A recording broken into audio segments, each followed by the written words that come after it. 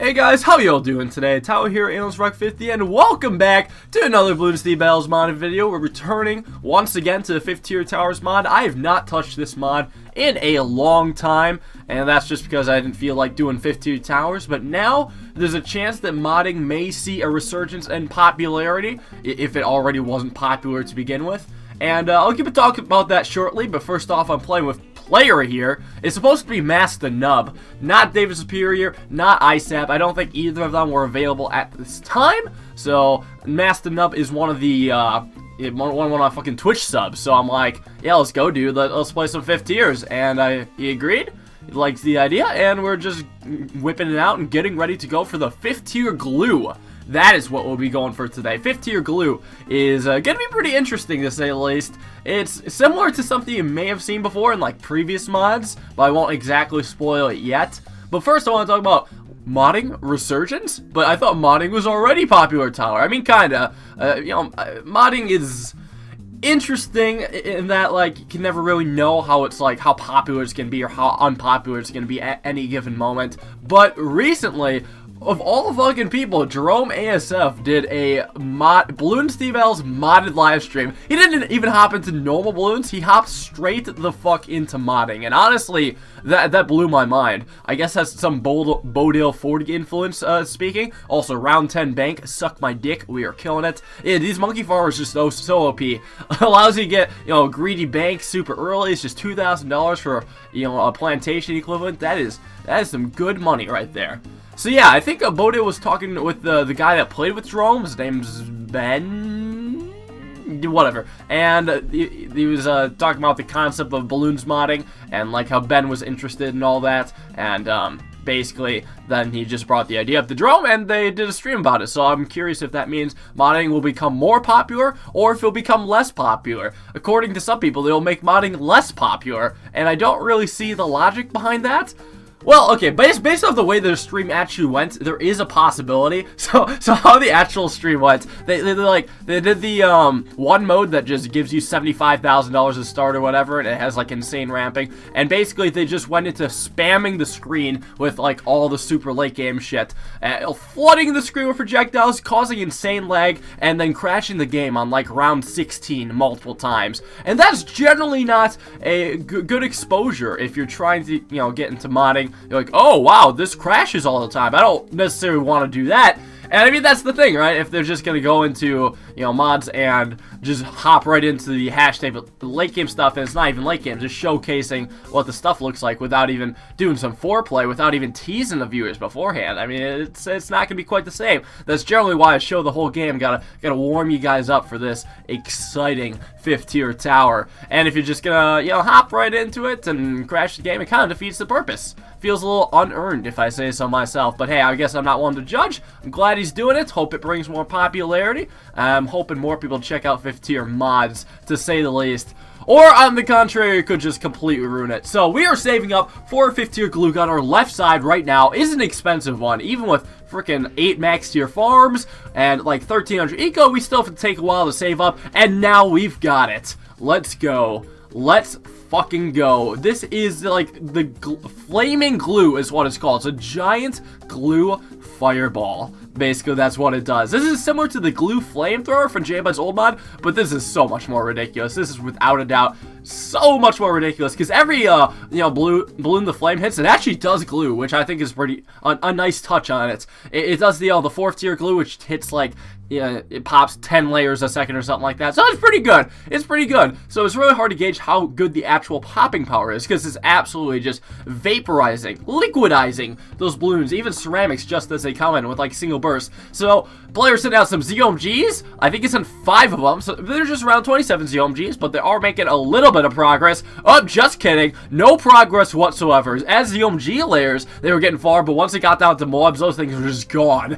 As soon as it touches a non-MOAB class balloon, it is just gone. So yeah, that's pretty strong. That's pretty strong. It's about $86,000 or so, give or take. So actually, for a price like that, I'd like to think it's actually pretty reasonable. However, it did just destroy 5 ZOMGs like it was nothing. So, I mean, yeah, I guess it's kind of strong. But just you guys wait. It is surprisingly less OP than the other modded 5th tier towers. Mainly because its price. I could actually see this being a legitimate 5th tier upgrade in the game if for some reason Bloons TD Battles came out with legit 5th tier upgrades. You should also note that it does not have camo detection by itself. That is why I have that monkey sub right there. Just on 3-0. Doesn't pop a single balloon, just decamelize the shit because I want everything to be done by this, what the fuck? Whoa, this glue flamethrower right now. So, yeah, I just want that doing all the bomb power. But, you know, I also got ice for whenever we need to slow down. So we're just going to keep going here and keep trying to make this work. Yeah, see, there's the camo balloons. It's definitely not shooting them until they get decamelized. So, I mean, that's kind of cool. Player, on the other hand, he's got his nice looking... he's got a 5th tier farm with his Bitcoin mining. He's got a 5th tier sabotage supply lines with his insane pineapple. And it's surprisingly not lighting up the game, so I can be happy about that. Be happy about that indeed. Round 32 is coming up, and eventually there'll be more and more and stronger ZOMGs. There's also something different about this mod. You know, besides the whole road spike tower, I think we've been over the road spike tower already. It's very bizarre. We got 10 of them now for some reason. And I didn't want to do 10 because it felt like cheating, so I just did 3, and it served me fine. I don't think it would have made a difference whether I did 3 or 10 because really balloons didn't hit the spikes that much. They just do a bit more damage against these ZOMGs. They're incoming now. You know, a little bit of burst of damage. But there's also 6 battle energies starting off with. Count, you see that, right? 6 battle energies. I did use a tower boost pretty early on for round 17 because that round is a pain in the ass. And we needed that, but now we have 5, and we are going to need it, because this is a massive ZOMG rush. Holy crap, freaking Master Nub just started, and he is not stopping. ISAB generally, like, he'll take it slow and maybe just send a few ZOMG. This guy goes balls to the wall and just sends and sends and sends. Looks like the rush is over, but don't you worry. Well, as soon as we even get close to trying to take these down, we will see more ZOMGs coming in. And as far as progress here goes, we're not seeing the best progress, to be honest. There's ZOMGs making it pretty far, like 3/4 of the way around the track now, and they're only being shot down to BFBs. And this is just one flame. I'm like, okay, shit, I guess I gotta slow this down with the ice tower. There we go. There's more ZOMGs. There's a bigger gap than I remembered, but it's more ZOMGs nonetheless. I'm like, okay, crap, I'm just gonna start spamming ice towers now. Spamming them in spots where they generally don't pop the balloon still, but I need them for the slow. I should have brought Ninja actually for this purpose, but I thought I could get away with ice. Oh well, I guess I'm just pretty dumb. So yeah, now we're battle energing. So I mean, our flamethrower is taking down, I think, a full ZOMG by now, but there's a bit more than one full ZOMG on this track, and they're taking up so much space. Like, if all the ZOMGs were stacked on top of each other, this flamethrower would be doing better, but the fact that they're spread out a bit means its popping power just isn't as good. It's not one of those towers that just kind of pops everything, like, in all directions. This is actually a targeted firing tower, and it's really gonna need better, you know, get target better, because there's MOABs getting far. I'm just panicking at this point. We are starting to spam these motherfucking flamethrowers, because I'm like, oh my god, we can't just have these die to, like, the first freaking ZOMGs they see, or, like, the second ZOMGs they see. Hell no. Getting more, using our second battle energy of this rush defending, and we're still having to place more flamethrowers. I think we're up to 6 or 7 right now. We got a lot of glue flamethrowers, and it still looks like the balloons are actually making progress on us. Holy crap, guys. Thankfully, we're about to deal with the first part of the rush pretty soon, but here's the thing, we don't have many ice abilities left, meaning that the MOABs coming out as the ZOMGs are going to be full speed, and that could really fuck us up. That could fuck us up good. We're still barely hanging on. Balloons are literally 1 second from the exit. I am just clenching my butthole right now. That is insanely close. Thankfully, whenever the balloon pops from MOABs, it's almost a guarantee that the you know, the balloons inside will be destroyed, but sometimes it's hard to tell if even the MOABs get popped, because it looked like a MOAB got even closer than the previous one I was freaking out about. And Master Up on his side, he's just chilling. He's got both 4th tier ninjas. He's got that 4th tier balloon jitsu glaive or shuriken god. Everything's a god according to Bodale 40, but this is actually the shuriken god, and it's pretty dope. It's looking cool. I'm wishing I had that right now instead of my mediocrely balanced glue flamethrowers. So yeah, remember back when I said this could actually be a balanced tower? Now you see why. One actually struggled against round 33 ZOMGs. You know, it didn't solo until round 60. That's how you know the tower's balanced. And plus, you know, as a whole, it costs like $95,000. I say that's reasonable. I checked though, there is no difference between the 5.0 and the 5.2 glue flamethrower.